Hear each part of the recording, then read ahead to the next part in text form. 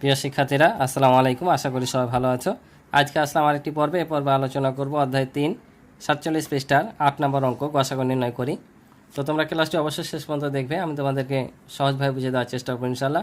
আর আমার চ্যানেলে নতুন হয়ে থাকলে অবশ্যই চ্যানেলটি সাবস্ক্রাইব করে আমার পাশে থাকবে এবং ভিডিও ভালো লাগলে অবশ্যই ভিডিও শেষে একটি লাইক এবং কমেন্ট করে তোমাদের মতামতগুলো জানাবে।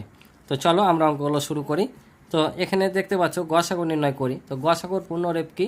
তোমরা ইতিপূর্বে হয়তো জেনেছো যে গসাগুর পূর্ণরূপ হচ্ছে গরিষ্ঠ সাধারণ গুণনীয়ক। গসাগুর পূর্ণরূপ গরিষ্ঠ সাধারণ গুণনীয়ক, অর্থাৎ একাধিক সংখ্যার মধ্যে যে সাধারণ গুণনীয়কগুলো থাকে সে গুণনীয়কের মধ্যে সবচেয়ে যেটা বড় সেটাকে বলে গরিষ্ঠ সাধারণ গুণনীয়ক গসাগু। কারণ গরিষ্ঠ কথাটির মানে হচ্ছে বড়, গরিষ্ঠ কথাটির মানে হচ্ছে বড়। আর গরিষ্ঠ সাধারণ গুণনীয়ক, সাধারণ মানে দুই বা ততোধিক সংখ্যার মধ্যে, অর্থাৎ এখানে 3টি সংখ্যা দেখতে পাচ্ছি, এই সংখ্যাগুলোর মধ্যে যেটা সাধারণ গুণনীয়ক থাকবে, অর্থাৎ সবগুলোর মধ্যে থাকবে, অর্থাৎ এই 3টি সংখ্যাকে একটি সংখ্যা দ্বারা যেটা বিভাজ্য হবে সেই সংখ্যাটা হচ্ছে সাধারণ গুণনীয়ক। আর এখানে একাধিক গুণনীয়ক থাকতে পারে, সাধারণ গুণনীয়ক একাধিক থাকতে পারে। তো একাধিক সাধারণ গুণনীয়কের মধ্যে সবচাইতে যেটা বড় সেটাই হচ্ছে গরিষ্ঠ সাধারণ গুণনীয়ক গসাগু। ঠিক আছে? তো গসাগু নির্ণয় করার অনেকগুলো নিয়ম আছে, যেমন তোমার গুণনীয়কের সাহায্যে, মৌলিক উৎপাদকের সাহায্যে, আবার হচ্ছে ভাগ প্রক্রিয়ার সাহায্যে। ভাগ প্রক্রিয়াটা তোমাদের এখানে নাই, 6-এর বইয়ে আছে। আর একটা আছে তোমরা লসাগু যেভাবে করো, অর্থাৎ এভাবে লসাগু করো, এভাবে নিয়ম আছে একটা। ঠিক আছে? তো এই নিয়মটাকে বলে আবার ইউক্লিডীয় পদ্ধতিতে লসাগু। ঠিক আছে? তো এ পদ্ধতিতে গসাগুও কিন্তু করা যায়। তো এ পদ্ধতিতে গসাগু করার নিয়ম আমি তোমাদেরকে খাতা কলমে শিখিয়ে দেবো। তো এই যেখানে তোমরা যে নিয়মটা দেখতে পাচ্ছ এটাকে বলে মৌলিক উৎপাদকের সাহায্যে। আর আমরা যখন এই যে 9-এর গুণনীয়ক বের করি এগুলোকে বলে গুণনীয়কের সাহায্যে। ঠিক আছে? এটা হচ্ছে মৌলিক উৎপাদক, এটা গুণনীয়ক, আর এটা হচ্ছে তোমার ইউক্লিডীয় পদ্ধতিতে লসাগু যেটা বের করি সেটা পদ্ধতি, অথবা সংক্ষিপ্ত পদ্ধতি বলতে পারো। তো এই পদ্ধতিটাও সহজ, কিন্তু এই পদ্ধতিটা আরও সহজ যদি বুঝতে পারো। অধিকাংশ ছাত্ররা এভাবেই করে, কারণ এই পদ্ধতিটা সহজ। কিন্তু এটার একটা নিয়ম আছে, লসাগু যখন করি যে কোনো 2টা সংখ্যাকে ভাগ গেলেই করা যায়, আর গসাগুর ক্ষেত্রে সবগুলো সংখ্যাকে নিঃশেষে বিভাজ্য হতে হবে। ঠিক আছে?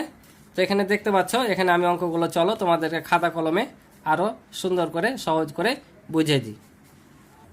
তাহলে এখানে দেখতে পাচ্ছ 9 আর 15 আছে। তাহলে কত দিয়ে যাবে? এখানে যেহেতু 2টাই সংখ্যা আছে, হয় 2টাকেই একটি সংখ্যা দ্বারা নিঃশেষে বিভাজ্য হতে হবে, আর না হলে নাই। তাহলে আমরা দেখতে পাচ্ছি 2 দিয়ে তো যাবে না, 3 দিয়ে গেলে 3 3 9 আর 3 পাচ্ছে 15। এই যে দেখো 2টাই মৌলিক সংখ্যা হয়ে গেছে, আর যাবে না। তো আমরা যখন লসাগু করতাম তখন কি করতাম? আমরা এগুলো সবগুলোই নিতাম। কিন্তু যখন গসাগু করবে পদ্ধতিতে তখন কি করব? তখন আমরা শুধু এই পাশেরটি নিব, বাম পাশেরটি, অর্থাৎ এটাকে বলে ভাজক আর এগুলোকে বলে তোমার ভাগশেষ। ঠিক আছে? সব সময় গসাগুর ক্ষেত্রে আমরা ভাজকটা নিব, অর্থাৎ এই পাশে যতগুলো পাবো সবগুলো নিব। লসাগুতে এ পাশের সহকারে সব নেই, আর এখানে শুধু এ পাশেরটি নিব। ঠিক আছে? তাহলে এই পাশে কি আছে? শুধু 3 আছে। তাহলে নিম্ন গসাগু কত পেলাম আমরা? 3। এটা হচ্ছে আমাদের উত্তর। আশা করি বুঝছো। এবার 2 নাম্বারটা দেখো, 2 নাম্বারটা আছে 21 আর 30। তাহলে এটাও যদি করি আমরা এভাবে, কত দিয়ে যাবে? এটাও দেখছি 3 দিয়ে যাচ্ছে। কত হবে? তাহলে 3 7 21 আর 3 10 30। আর দেখো যায় না, এটা মৌলিক সংখ্যা, এটা যৌগিক সংখ্যা, আর যায় না। তাহলে আমরা এখানে গসাগু কি পেলাম? গসাগু এখানেও 3 পেলাম। নিম্ন গসাগু সমান সমান 3। কি সহজ না? একবারে সহজ যদি বুঝতে পারো। তাহলে দেখো 3 নাম্বারটা, এটা কি দেওয়া হয়? এটা কিন্তু 2টা জোড় সংখ্যা, তাই 2 দিয়ে যাবে। 2 দিয়ে করলে হয় 16 2 32, 18 2 36। আবারও 2 দিয়ে যায়, 8 2 16, 9 2 18। এবার দেখো আর কি যায়? আর যায় না। তাহলে আমাদের এবার গসাগু কোনটি হবে? এ পাশেরটি হবে। লসাগু হলে সবগুলো হতো, কিন্তু গসাগুর ক্ষেত্রে শুধু কি বললাম? ভাজকটি, অর্থাৎ এ বাম পাশেরটি। তাহলে আমরা লিখে নিই নিম্ন গসাগু। তাহলে লিখে নিলাম নিম্ন গসাগু 2 × 2 সমান হচ্ছে 4। এটা হচ্ছে উত্তর। আশা করি বুঝতে পারছো। তো পরের অঙ্কটা দেখো, 13 আর 14 দেওয়া আছে।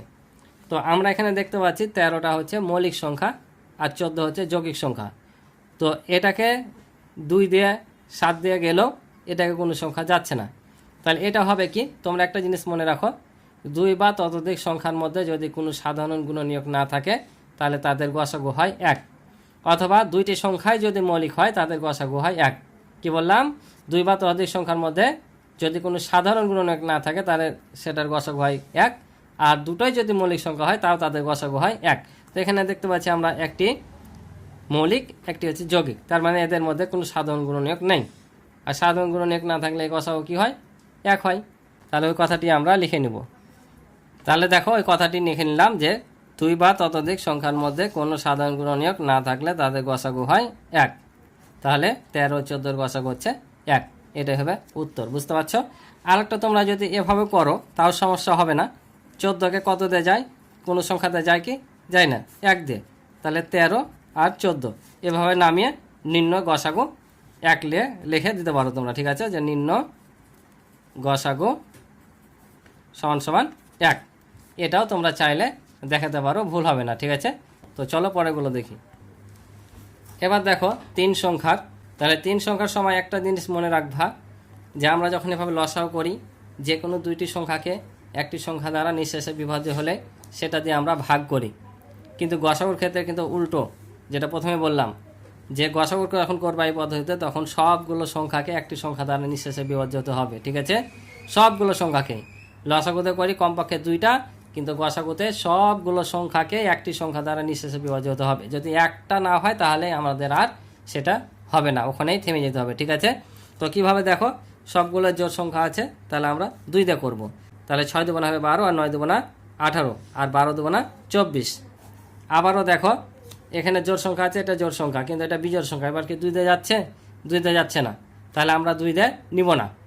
কিন্তু লসাগু হলে 2 দিয়ে করতে পারতাম, কারণ 6 আর 12 হচ্ছে 2 দ্বারা বিভাজ্য। তাই লসাগুর ক্ষেত্রে আমরা 2 দিয়ে ভাগ করতে পারতাম, কিন্তু গসাগুর ক্ষেত্রে পারবো না। গসাগুর ক্ষেত্রে 3টি সংখ্যাকে যাওয়া লাগবে, যেহেতু 9কে 2 দিয়ে যায় না, তাই 2 দিয়ে এটা নিব না। কারণ 9-এর মধ্যে 2 গুণনীয়ক নাই, এই দুটি সংখ্যার মধ্যে থাকলো, 9-এর মধ্যে নাই, তাই 2 দিয়ে নিব না। তাহলে কত দিয়ে নিব? 3 কিন্তু ভয়ের মধ্যে আছে, তাহলে আমরা 3 দিয়ে নিব। তাহলে দেখো 3 দুগুণা 6, 3 তিরিকে 9, আর 3 চারে 12। এবার দেখো আর কোনো সংখ্যা যায় না, এই সংখ্যাকে 2 দিয়ে কিন্তু যাচ্ছে, গেলে তো এখানে নিতে পারতাম। এই সংখ্যা 2 দিয়ে যাচ্ছে, কিন্তু নিতে পারবো না, কারণ গসাগুর শর্ত হচ্ছে সবগুলোতে থাকতে হবে গরিষ্ঠ সাধারণ গুণনীয়ক। মানে কি? সাধারণ মানে সবার মধ্যে থাকতে হবে, কিন্তু এখানে 2 আর 4-এর মধ্যে 2 থাকলো, 3-এর মধ্যে নাই, তাই এটা বাদ। তাহলে আমরা এখন গসাগু লিখবো কোনটা? গসাগু আমাদের কোনগুলো? এগুলো সবগুলো নাকি এ পাশেরগুলো? বলো তো। এ পাশেরগুলো, কারণ আমি বলছি বারে বারে যে গসাগু হবে ভাজকগুলো, অর্থাৎ এগুলো হচ্ছে ভাজক। কারণ আমরা এগুলো ভাগ করে করে বসাচ্ছি, কিন্তু একবার 2 দিয়ে ভাগ করে বসালাম, একবার 3 দিয়ে ভাগ করে বসালাম, তাই এগুলো হচ্ছে ভাজক। আমরা সবসময় ভাজকগুলো নিব। তাহলে এখানে গসাগু কত? 2 গুণিত 3 অর্থাৎ 6। তাহলে দেখো লিখলাম 2 গুণিত 3 সমান হচ্ছে 6। এটা হচ্ছে আমাদের উত্তর। বুঝতে পারছো? তো চলো পরেরটা করি। এবার পরেরটা দেখো, তোমরা দেখতে পাচ্ছ এটা আর এটা প্রায় সেম, শুধুমাত্র এই দুটা সংখ্যা চেঞ্জ। ঠিক আছে, তো চলো সেমভাবে করব। সবগুলো জোড় সংখ্যা আছে 2 দিয়ে, 6 দুগুণা 12, 12 দুগুণা 24, 18 দুগুণা 36। এবার দেখো এবারও কিন্তু সবগুলো জোড় আছে, আবার কিন্তু 2 দিয়ে যাচ্ছে। তাহলে 3 দুগুণা 6, 6 দুগুণা 12, আর 9 দুগুণা 18।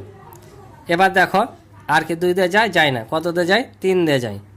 তাহলে 3 দিয়ে যদি ভাগ করি, 3 একে 3, 3 দুগুণা 6, 3 তিরিকে 9। আর কি যায়? যায় না। তাহলে আমাদের গসাগু কোনগুলো হবে? গসাগু হবে এই পাশেরগুলো। ঠিক আছে, তাহলে আমরা লিখে নেব নিম্ন গসাগু।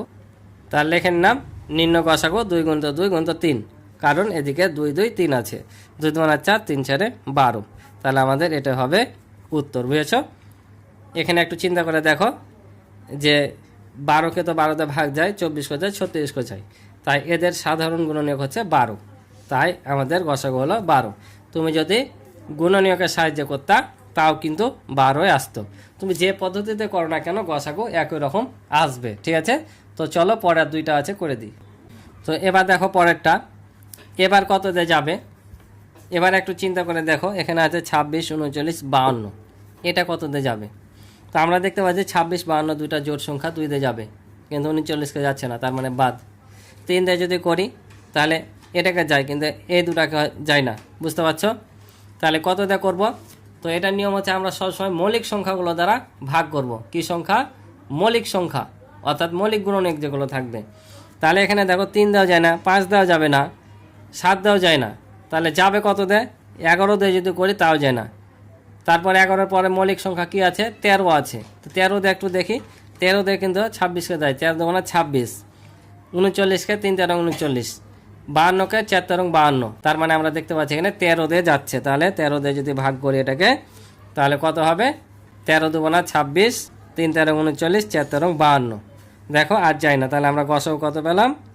নিম্ন গসাগু আমরা পেলাম 13। গসাগু হচ্ছে 13। এটা হচ্ছে আমাদের উত্তর। এই 13টা সবার মধ্যে আছে, বুঝতে পারছো? তো চলো এটা দেখি। এটা দেখতে পাচ্ছি আমরা সবগুলো জোড় সংখ্যা, তাহলে 2 দিয়ে যাবে, 4 দুগুণা 8, 6 দুগুণা 12, 8 দুগুণা 16 আর 18 দুগুণা হয় 36। এবার কত দিয়ে যাবে? আবারও জোড় সংখ্যা আছে, তাহলে 2 দিয়ে যাবে, তাহলে 2, 3, 4 আর 9 দুগুণা 18। এবার কত দিয়ে যাবে দেখো। এবার দেখতে পাচ্ছি আমরা এই দুটাকে 2 দিয়ে যাচ্ছে, কিন্তু এই দুটাকে যাচ্ছে না, এই দুটাকে 3 দিয়ে যাচ্ছে, কিন্তু এই দুটাকে যাচ্ছে না। আমরা জানি সবগুলো সংখ্যা যেতে হবে। লসাগু হলে আমাদের যাইতো, একবার 2 দিয়ে যেত আর একবার 3 দিয়ে যেত, কিন্তু গসাগুর ক্ষেত্রে সবগুলোকে যেতে হবে, যেহেতু যাচ্ছে না সেহেতু বাদ। তাহলে আমরা গসাগু কোনটা পেলাম? এই যে 2 আর 2, তাহলে 4। তাহলে লিখে নেব নির্ণয় গসাগু। তাহলে লিখলাম নির্ণয় গসাগু 2 × 2 সমান হচ্ছে 4। অর্থাৎ এই 4 এই সবার মধ্যে আছে। তুমি যদি গুণনীয়কের সাহায্য করো তাও সবচেয়ে বড় সাধারণ গুণনীয়ক 4ই আসবে, বুঝতে পারছো? আশা করি বুঝেছো। তো আজকে এই পর্যন্ত ছিল এই পর্বের অঙ্ক। ক্লাসটি ভালো লাগলে অবশ্যই চ্যানেলটি সাবস্ক্রাইব করে আমার পাশে থাকবে এবং ভিডিও ভালো লাগলে লাইক করে দিবে। তো আজকে এই পর্যন্ত, ভালো থাকো, সুস্থ থাকো, আল্লাহ হাফিজ।